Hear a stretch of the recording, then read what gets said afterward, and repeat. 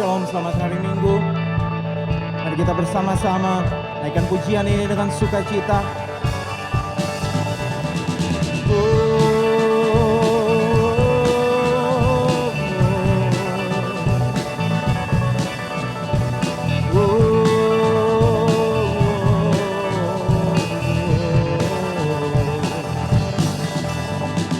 Ajarku berdiam dekat di hatimu di saat ku berpaling, temukan cintamu.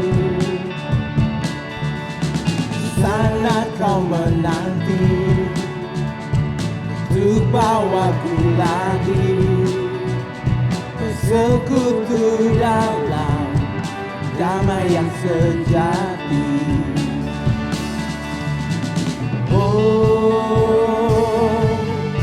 Ku dapat hadirmu.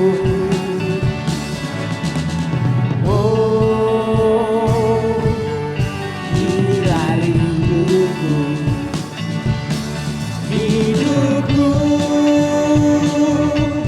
hanyalah untukmu.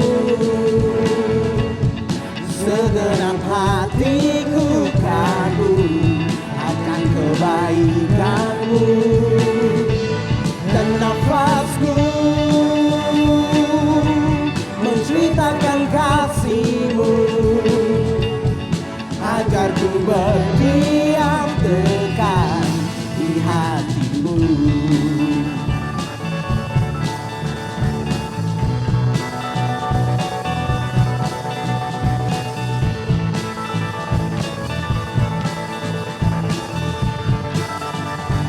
Ajarku berdiam, ajarku berdiam dekat di hatimu.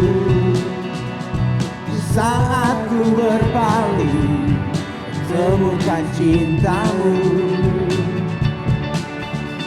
Di sana kau menanti untuk bawaku lagi bersekutu dalam damai yang sejati.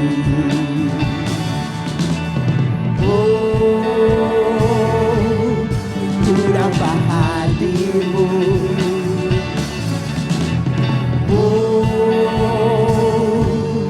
Inilah rinduku. Hidupku hanyalah untukmu.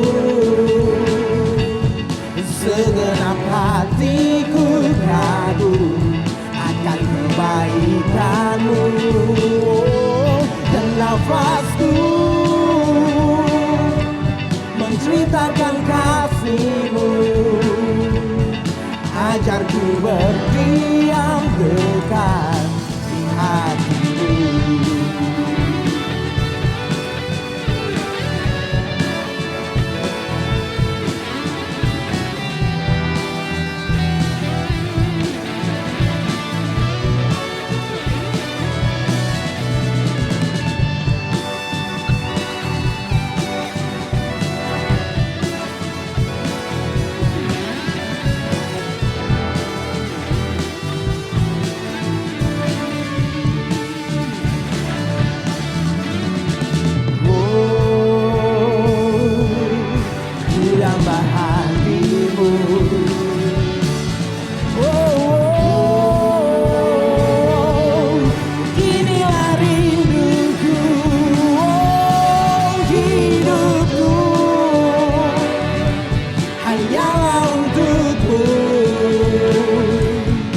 Segenap hatiku kagum akan kebaikanmu.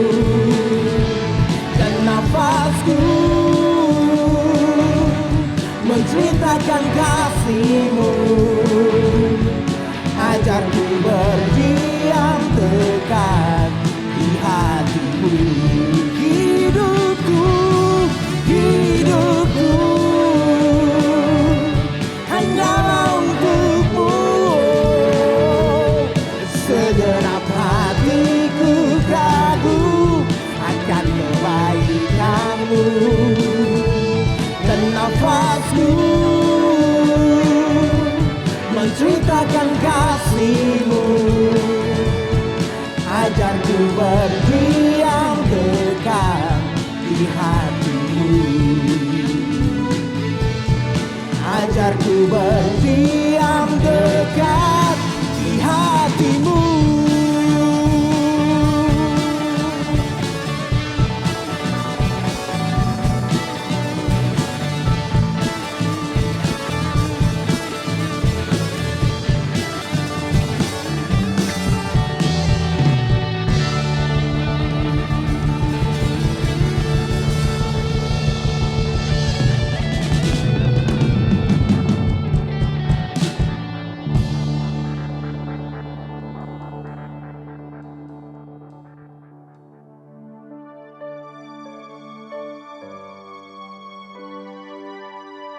Kita bersyukur kita punya Allah yang memelihara hidup kita sampai saat ini. Kita percaya bahwa kalau kita masih ada, masih berdiri, masih diberikan kesempatan, semua karena anugerah Tuhan.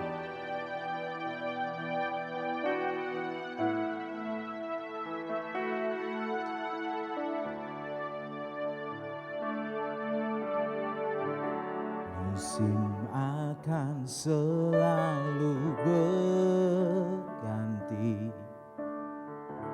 kasih Tuhan tetap abadi, tak akan berubah sampai selamanya. Ku tetap percaya, yakin Tuhan memberkati, yakin Tuhan melindungi.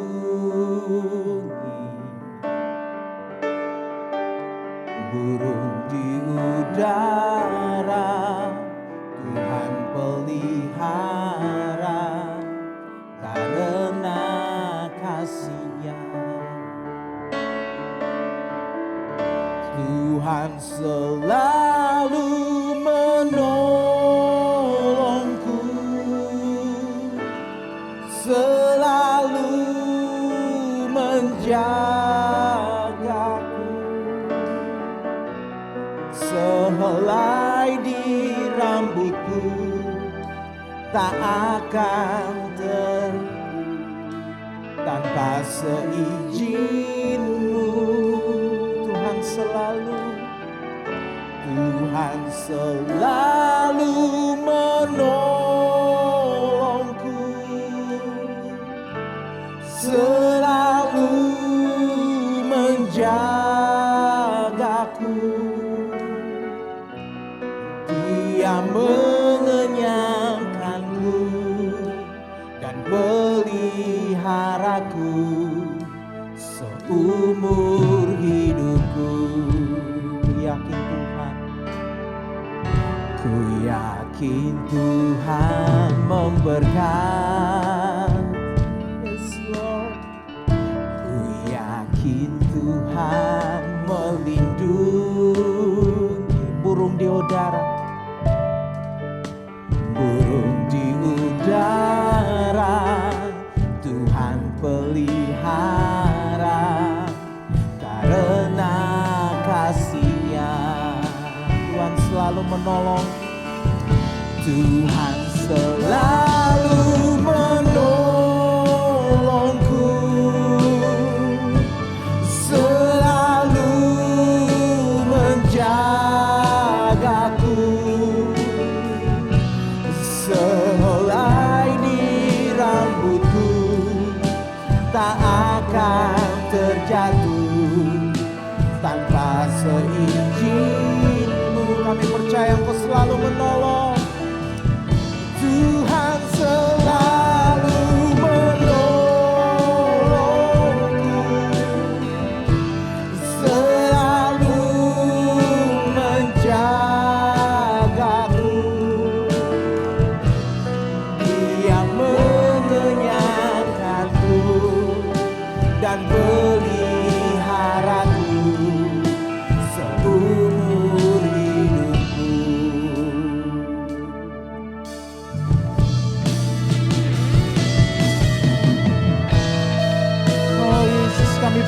Tuhan.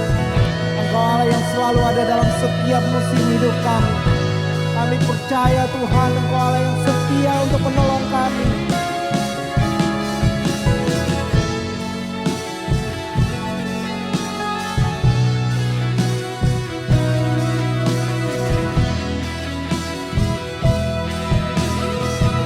Tuhan selalu menolongku,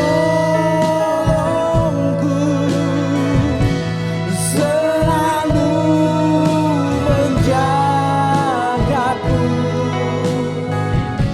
sehelai di rambutku tak akan terjatuh tanpa seizin. Tuhan selalu menolongku, selalu menjagaku. Dia mengenyangkanku dan peliharaku seumur hidupku. Tuhan selalu menolongku, selalu menjagaku, sehelai di rambutku tak akan terjatuh tanpa seizin-Mu. Tuhan selalu menolongku, menolongku, selalu menjagaku. Dia mengenyangkanku dan peliharaku seumur hidupku. Sekali lagi kita nyanyikan ini dengan iman kita. Tuhan selalu menolong. Tuhan selalu menolongku,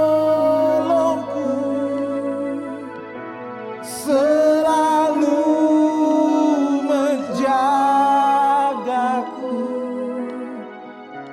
sehelai di rambutku tak akan terjatuh tanpa seizin-Mu. Tuhan selalu menolongku, selalu menjagaku.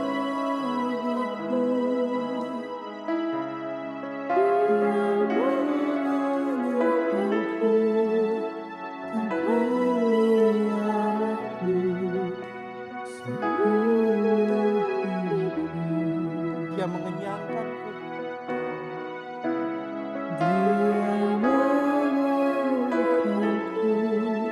dan peliharaku seumur hidupku.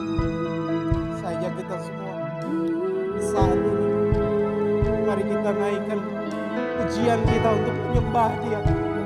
Sungguh Dia Allah yang baik, saudara.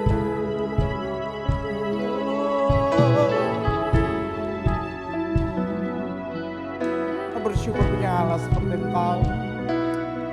Kita bersyukur punya Engkau Tuhan dalam hidup ini. Biar hati kami semua boleh jujur. Tanpa Tuhan kami bukan siapa-siapa. Tanpa Tuhan kami bukan siapa-siapa.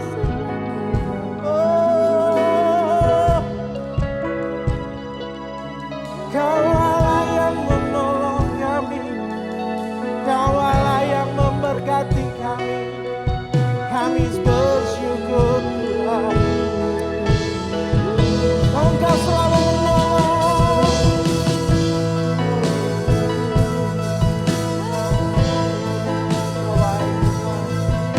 Kau baik Tuhan,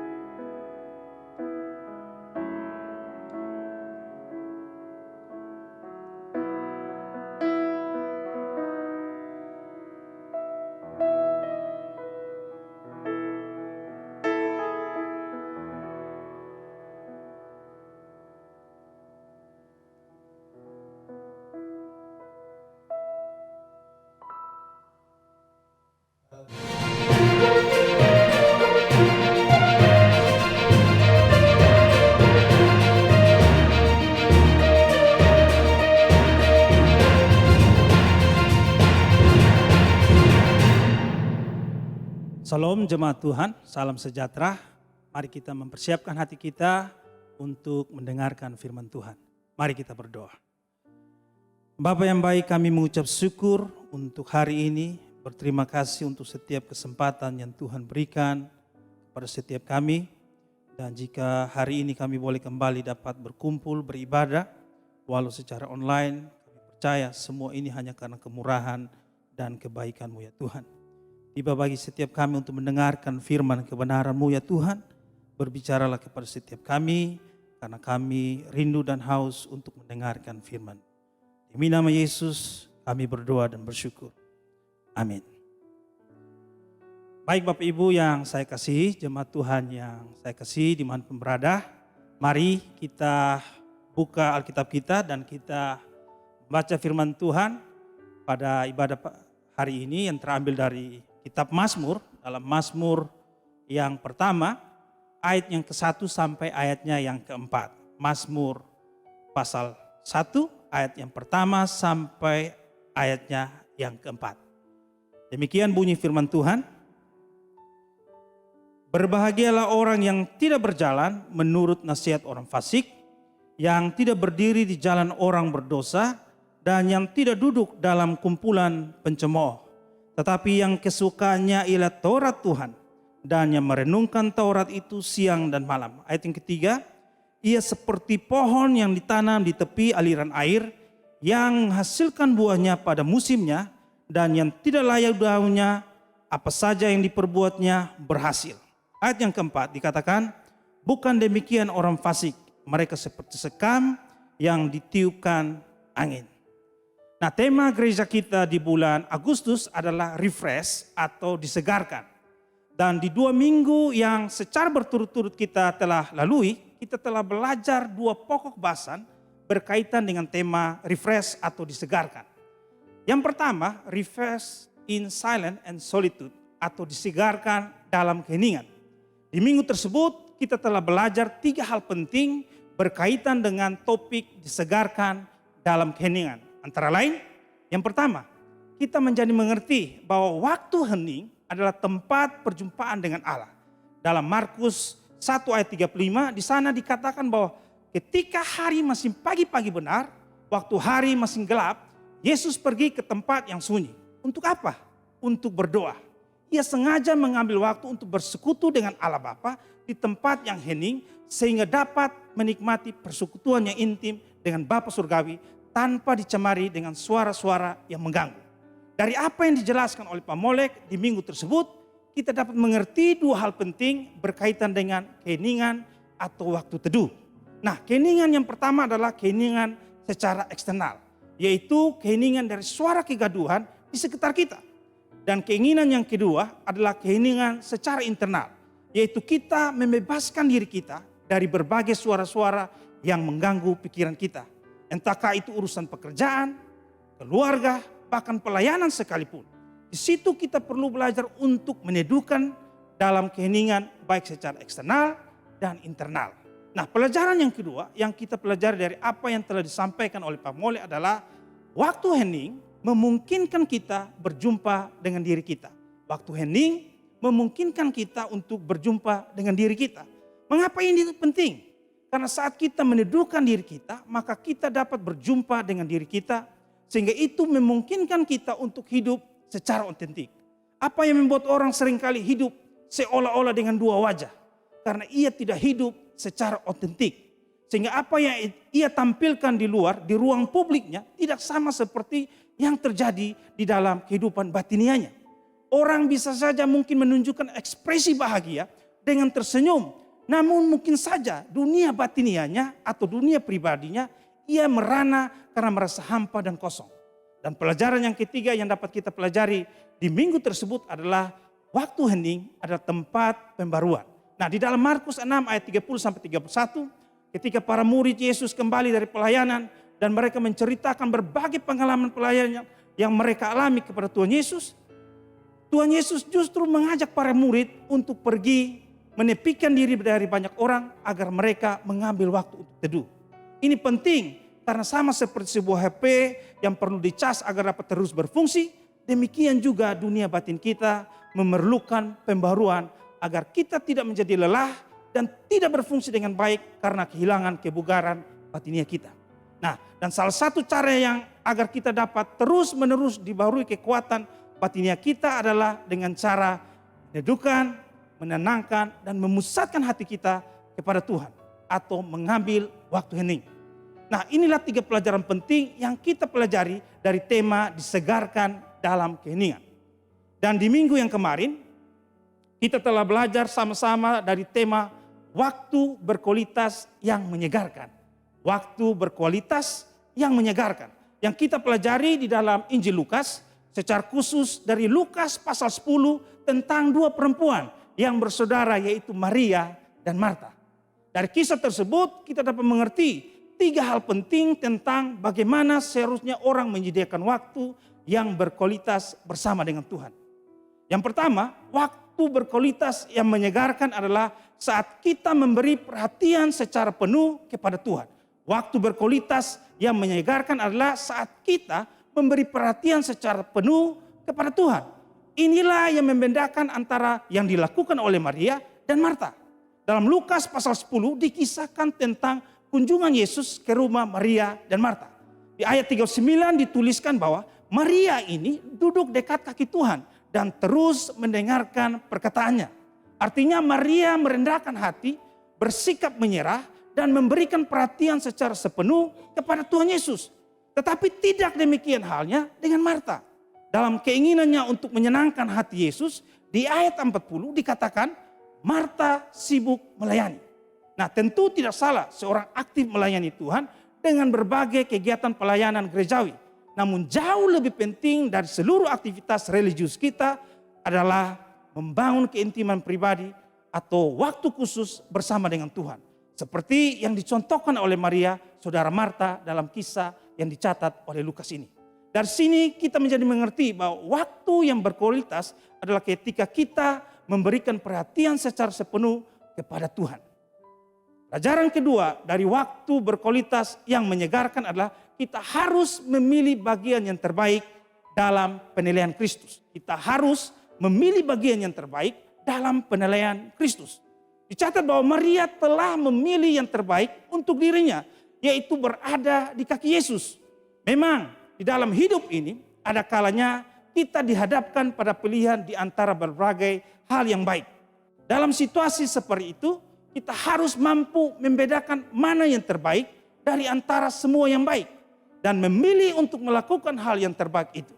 Hanya dengan demikian, barulah hidup kita akan kita jalani secara produktif. Nah, pelajaran yang ketiga dari waktu berkualitas yang menyegarkan adalah kita menjadi memahami bahwa di dalam waktu yang berkualitas dengan Tuhan, kita akan mengalami kesegaran yang dari Allah. Nah, itu pula lah yang membedakan antara Maria dengan Marta. Marta berupaya dengan sekuat tenaga melakukan hal yang baik dengan usahanya sendiri. Tetapi tidak demikian halnya dengan Maria. Ia memilih prioritas yang benar, yaitu ia menempatkan relasi yang akrab dengan Kristus sebagai pilihan yang terbaik. Sebagai akibat, seperti yang ditulis di ayat 42, Yesuslah yang membela dirinya saat adiknya yaitu Marta mengkritik pilihan yang ia lakukan. Apabila Yesus yang membela kita, maka apapun kesukaran yang kita alami akan dapat kita lewati dalam sukacita. Nah, sebab apabila Tuhan yang mengambil alih kesulitan dan tantangan yang kita alami, maka Dia lebih daripada sanggup untuk menyelesaikannya. Sehingga dengan demikian, kita memiliki jaminan yang pasti akan jalan keluar atas persoalan yang sedang kita hadapi. Itulah 3 pelajaran penting yang telah kita pelajari dari tema waktu yang berkualitas atau waktu berkualitas yang menyegarkan. Dan saya mendorong bagi Bapak Ibu Saudara sekalian yang belum menyaksikannya untuk dapat menyaksikan 2 tayangan tersebut agar memiliki pemahaman yang utuh berkaitan dengan tema gereja kita di bulan Agustus, yaitu refresh atau disegarkan. Dan tema gereja kita di minggu ini adalah perenungan yang menyegarkan. Saya ulangi, perenungan yang menyegarkan. Yang akan kita pelajari bersama-sama dari Mazmur yang pertama, ayatnya yang ke-1 sampai ayat yang ke-4, seperti yang telah kita baca tadi.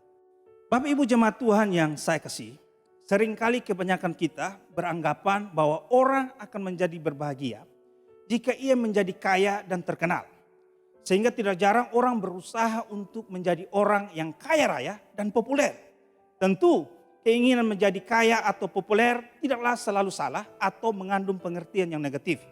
Namun menjadikan hal-hal tersebut sebagai sumber kebahagiaan tentu merupakan hal yang keliru. Mengapa? Karena kita tahu bahwa kekayaan dan popularitas adalah hal-hal yang bersifat fana atau tidak tetap. Dan apabila kita telah memiliki hal-hal tersebut, maka tidak otomatis akan menjadikan kita berbahagia. Tentang hal tersebut maksud saya, kaya dan populer akan membuat berbahagia, dapat kita pelajari dari berbagai kisah hidup dari para selebriti dunia.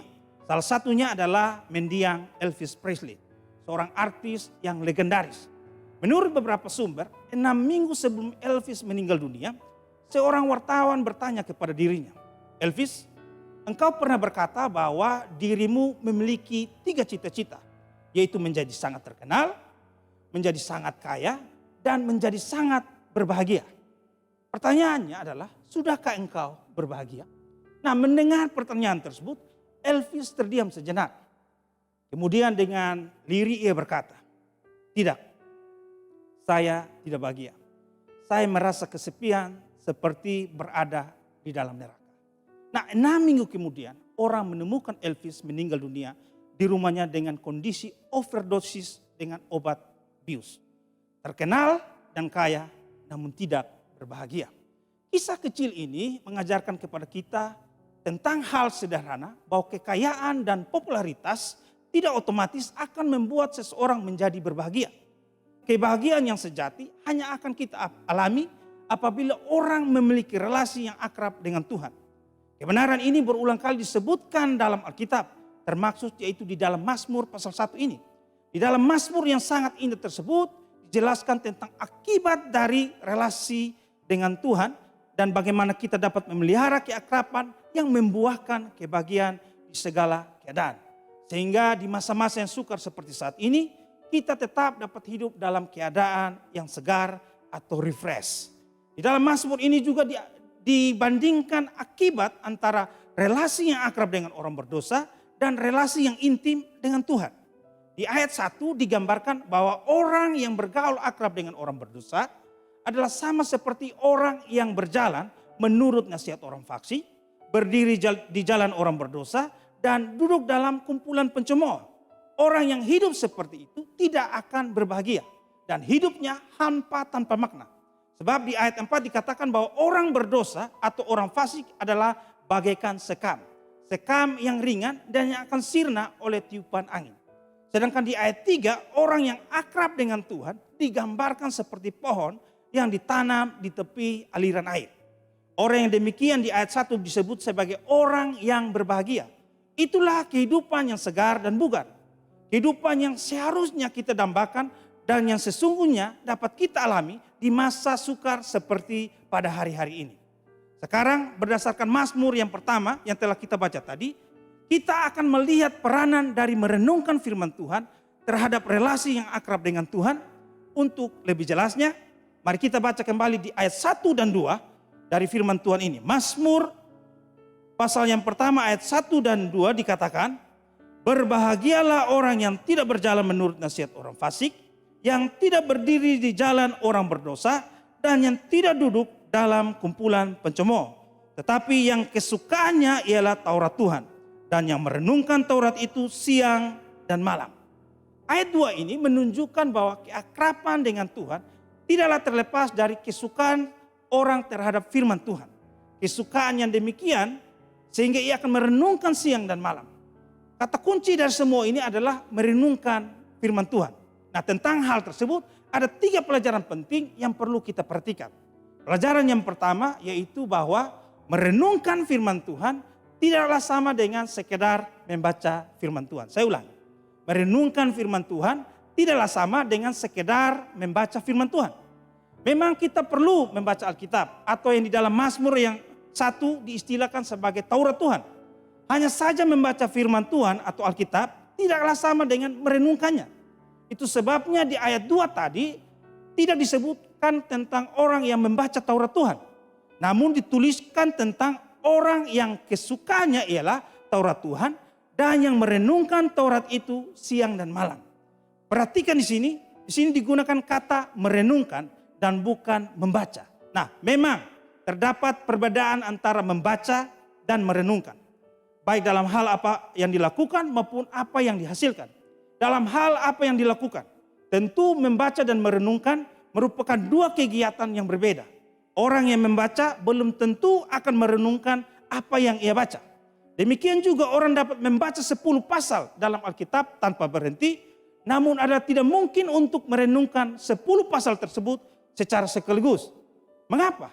Karena pada umumnya orang hanya akan mampu merenungkan sekitar 1 sampai 8 ayat saja. Demikian juga hasil dari membaca dan merenungkan adalah berbeda.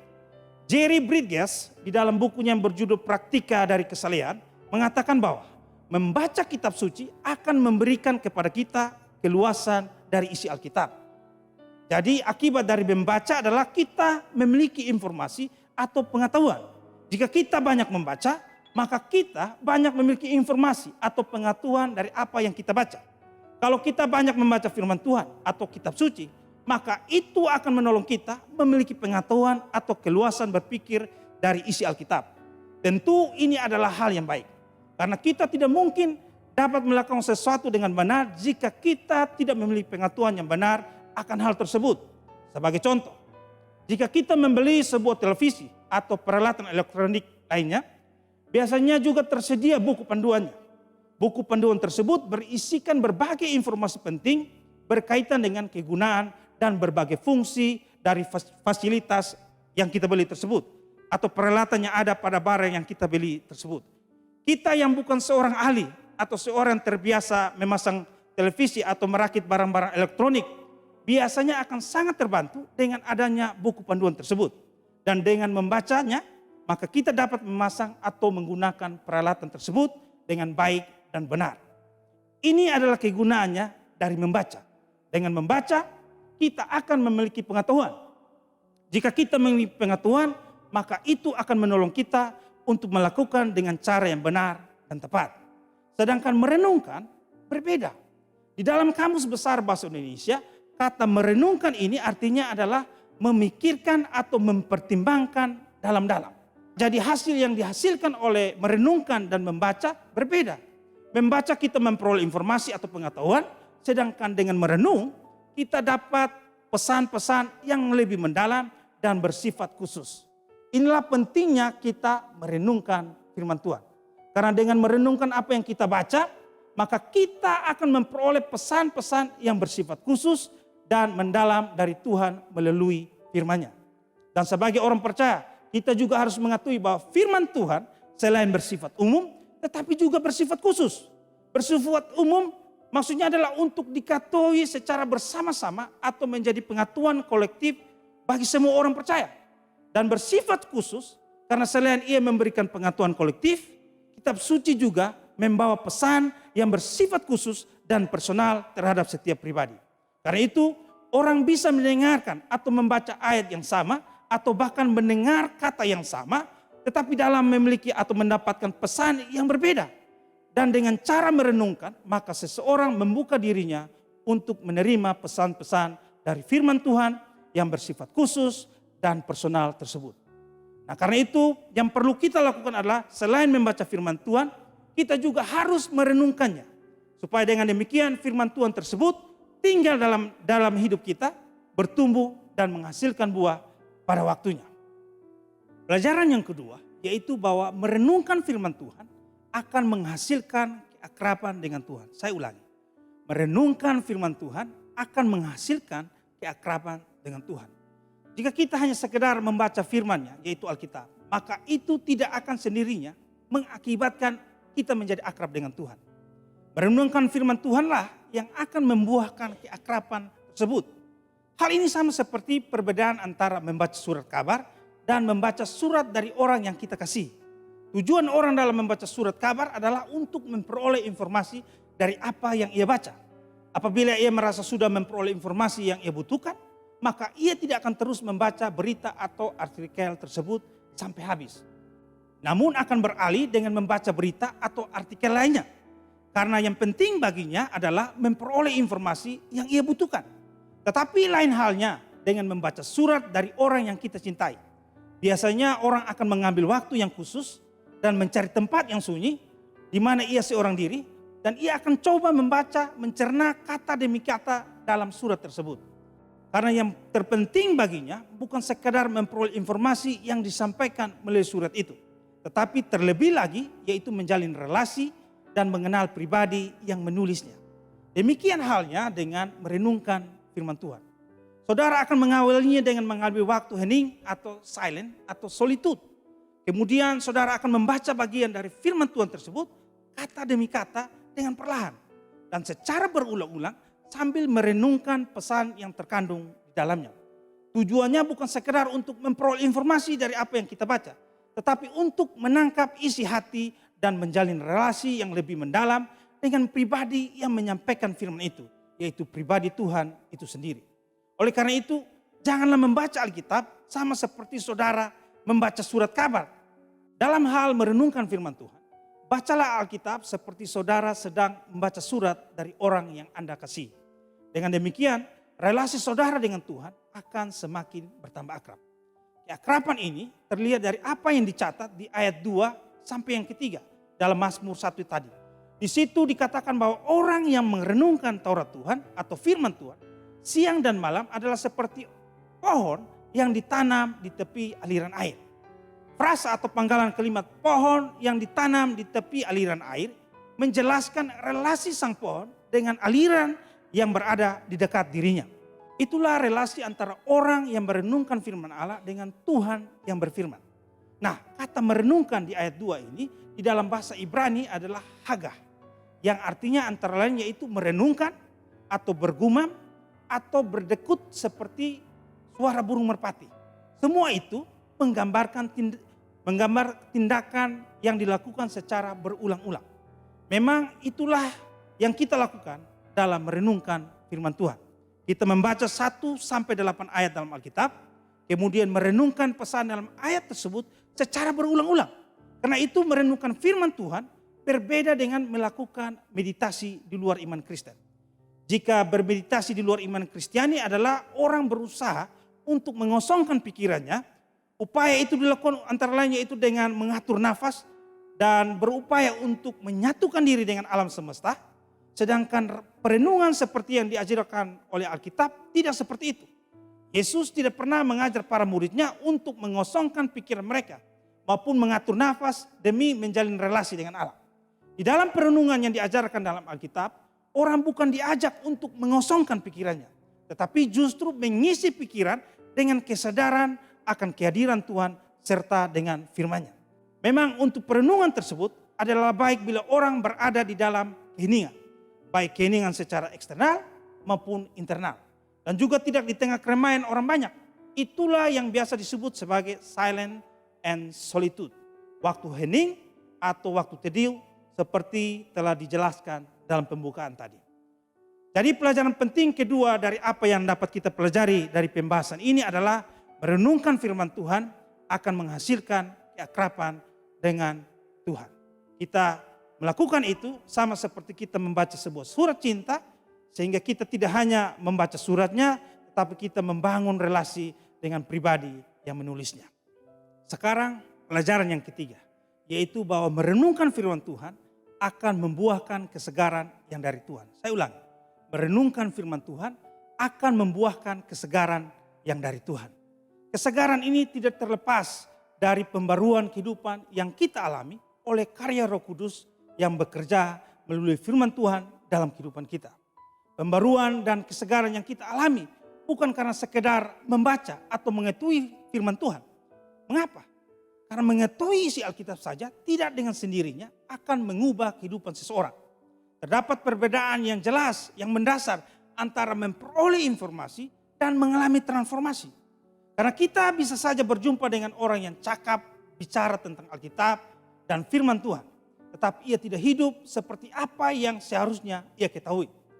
Ia mampu memberitahu orang lain tentang apa yang menjadi isi dari Alkitab, namun kehidupan yang bersangkutan bertolak belakang dengan apa yang ia ajarkan maupun yang dijanjikan di dalam Alkitab. Apa yang menjadi akar masalah dari hal tersebut? Sekali lagi, membaca Alkitab bukanlah tindakan yang keliru. Bahkan hal itu penting dan merupakan tindakan yang sangat penting. Itu sebabnya di gereja kita menyediakan alat penuntun bagi kita untuk membaca Alkitab secara lengkap dalam 1 tahun melalui buku ibadah harian atau aplikasi IH yang tersedia di Play Store atau iOS. Ya, kita perlu membaca Alkitab setiap hari. Namun di saat yang sama, kita juga perlu untuk menyadari bahwa membaca Alkitab saja tidaklah cukup. Mengapa? Sebab terdapat kesenjangan antara mengetahui kebenaran dan menghayati kebenaran. Tidak sedikit orang yang walaupun mengetahui kebenaran, namun tidak berdaya untuk mempraktikannya dalam kehidupannya sehari-hari. Disinilah pentingnya peranan dari merenungkan firman Tuhan. Merenungkan, yaitu memikirkan bagian firman Tuhan yang telah kita baca tadi dengan perlahan, tenang, dan secara berulang-ulang bagaikan seekor hewan yang memamah biak rumput yang ia makan. Coba perhatikan seekor sapi yang sedang duduk berbaring. Saudara akan melihat bahwa mulut sapi itu tidak akan berhenti mengunyah. Apa yang ia kunyah? Rumput yang telah ia makan dan yang sudah masuk ke dalam lambungnya. Rumput tersebut ia keluarkan dari dalam lambung dan kemudian ia kunyah kembali untuk yang kedua kalinya. Sebelum ia memasukkan ke dalam lambungnya yang berikut. Itulah proses memamah biak. Melaluinya sapi tersebut secara efisien menyerap nutrisi yang terkandung dalam rumput yang ia makan. Hal itu pula lah yang terjadi saat kita merenungkan firman Tuhan. Sesuai dengan makna kata merenungkan atau haga dalam bahasa Ibrani, yaitu memikirkan atau merefleksikan secara berulang-ulang firman Tuhan yang telah kita baca. Akibatnya firman Tuhan yang kita baca bukanlah berhenti sampai pengetahuan semata, namun oleh pertolongan Roh Kudus, kebenaran firman Tuhan tersebut akan membarui pola pikir kita, menyegarkan perasaan kita, dan memimpin kita untuk melakukannya. Sehingga dengan demikian kita mengalami pembaruan kehidupan dan kesegaran yang dari Allah. Kesegaran seperti yang disebutkan di dalam Mazmur 1 ayat 3, yaitu bahwa orang yang merenungkan firman Tuhan siang dan malam adalah bagaikan pohon yang ditanam di tepi aliran air, yang menghasilkan buahnya pada musimnya dan yang tidak layu daunnya. Semua itu merupakan gambaran dari kehidupan yang segar. Bukan itu saja. Lebih jauh dikatakan bahwa apa saja yang diperbuatnya berhasil. Itulah kehidupan yang disegarkan di dalam Allah. Amin. Mari kita berdoa.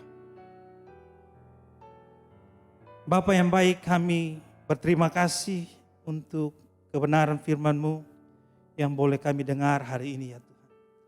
Kami berterima kasih untuk janji firman-Mu yang boleh menguatkan setiap kami melalui pemberitaan firman-Mu pagi ini ya Tuhan.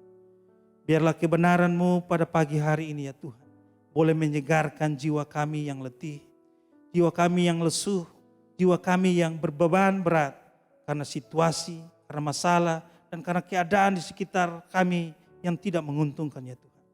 Karena itu ya Tuhan, biarlah Engkau oleh pertolongan Roh-Mu yang kudus, Engkau menolong setiap kami, setiap umat-Mu, setiap milik pusaka-Mu ini ya Tuhan, untuk mengangkat setiap kami untuk menjalani kehidupan yang dibaharui di dalam firman dan kebenaran-Mu.